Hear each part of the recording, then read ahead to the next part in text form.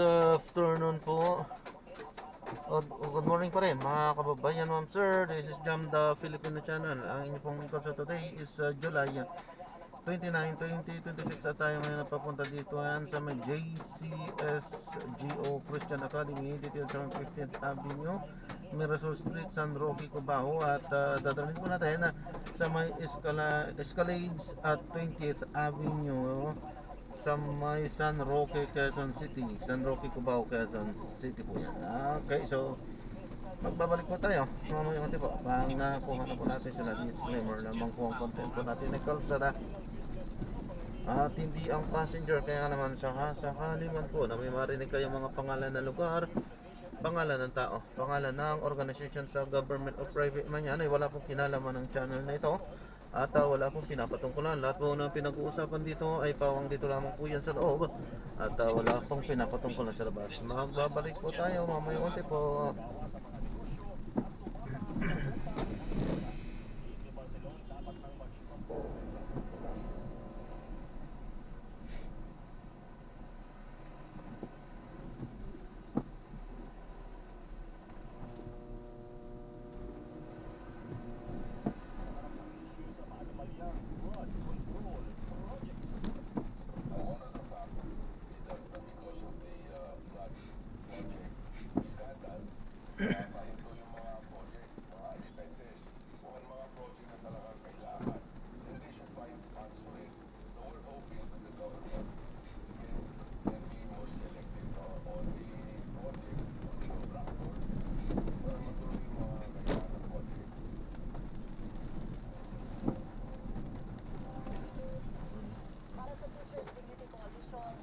In 100 meters, turn left onto General Roosevelt Avenue.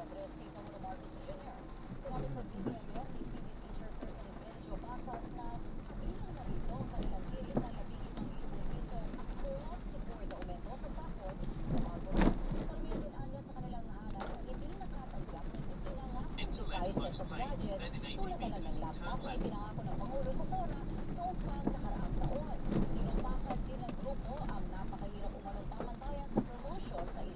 Expanded career progression system na hindi gaano kinikilala ang haba ng serbisyo ng mga guro. Magugulit ay ibinida ng Pangulo sa SONA na mahigit 80,000 guro at school heads ang nabigyan ng promotion, pero ayon sa TDC, maliit na porsyento lang ito ng kanilang hanay. Ang problema natin, nung ginawa na yung qualification standard, no? Na parang lahat ito ang Enter right West Lane, then in 30 meters, turn right at the traffic lalo na light. doon sa teachers po natin, na hindi mahilig mag-ipon ng mga papel, hindi nakapag-tapos, graduate studies, wala pakialam, no? Ang system doon, kahit gano'n ka patatagal, naging mahusay na guro sa classroom. Samantala sa oras po ito ay balikan na po natin ang mga nagaganap sa Senado. We are offering Nenita Camposano to prove the following, Your Honor. Number one, na si Miss Nenita Camposano ay isang retiradong empleyado ng Land Bank Department Branch from May 2022 to September 2022. Ay 24, Your Honor. Pangalawa, na si Ms. Nenita Camposano ay ating Department Manager ng Land Bank of the Philippines DepEd Branch. Ikatlo, Land Bank of the Philippines DepEd Branch ang nagproseso ng encashment ng 3 cheque na nagkakahalaga ng 37.5 million pesos bawat isa. Ang lahat ay pinasok sa account ng Department of Education with the following checks details, Your Honor. Number 1,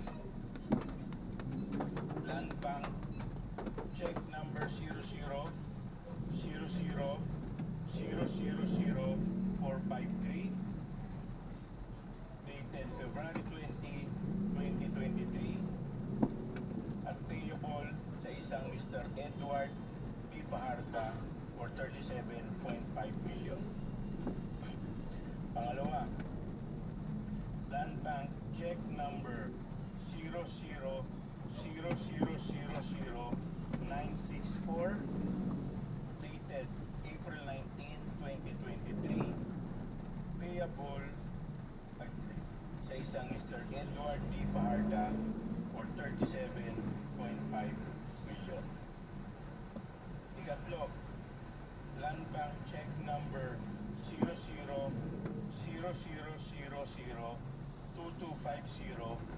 dated July 11, 2023 payable sa isang Mr. Edward D. Paharda for 37.5 million pesos.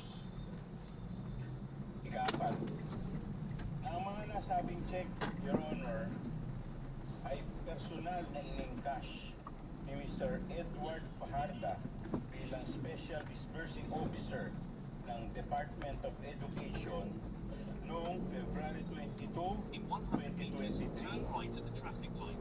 April 26, 2023, at July 13, 2023.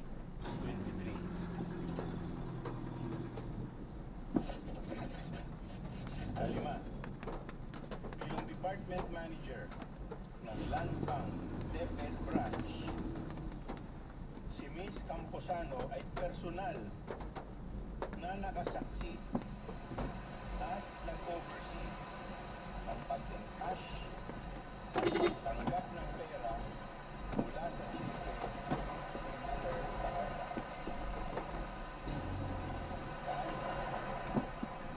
Iba pang mga bagay-bagay na may kinalaman at mahalaga dito sa impeachment case na may kaugnayan sa Article 1 on confidential funds at may relasyon sa mga nabanggit na dahilan. For comment, Your Honor. The counsel for the respondent, Attorney Boa. Thank you. Good afternoon, Your Honor.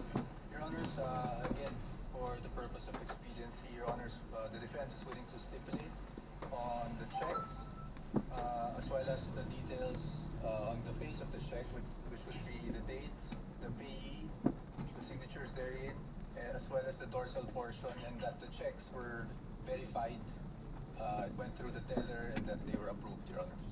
How about the qualification of the witness as to being able to identify the checks that she was the former department manager and worked at Land Bank from May 2022 to September 2024? As the former branch manager, we are willing to stipulate as well as our ability to identify these checks, Your Honor. Having so stipulated, Chair would like, for the information of the Senator Judges, kindly flash as I read the details of the check so that we are in agreement as to what is being stipulated to by the respondent. First is Land Bank check number 000000453, payable to Edward D. Paharda in the amount of 37.5 million, dated February 20, 2023, and encashed on February 22, 2023. Second is Land Bank check number 000000964, payable to Edward D. Paharda in the amount of 37,500,000 pesos, dated April 19, 2023, and encashed on April 26, 2023. And finally, Land Bank check number 00000002250,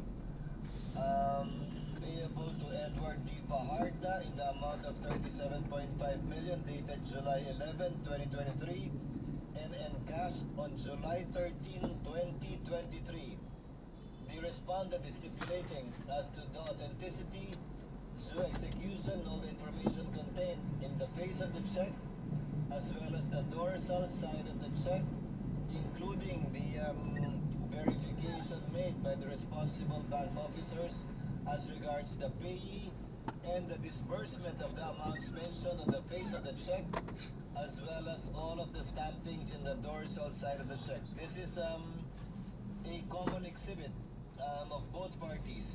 On the part, again for the record, on the part of the defense, it's P Roman numeral number 128E to P Roman numeral number 28E-1 and P Roman numeral number 28F to P Roman numeral number 128F1, P Roman numeral number 28G to P Roman numeral number 28G-1, and on the part of the defense, the respondent rather, it is exhibit D Roman numeral number 1112DE to D Roman numeral number 1112DE1 for check ending 453, and D Roman numeral number 1113DE and D Roman numeral number 1113DE-1 for check ending in 964, and D Roman numeral number 1114DE to D Roman numeral number 1114DE-1 for check ending 2250.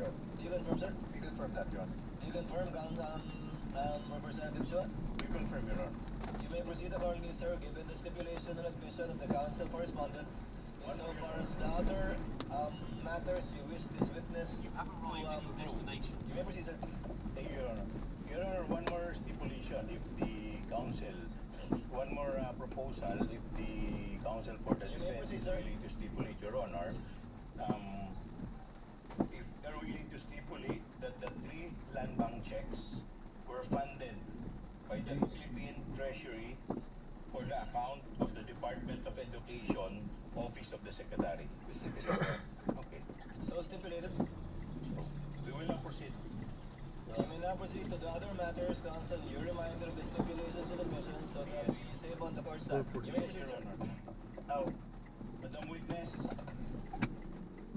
pupunta tayo sa proseso ng encashment ng cheque.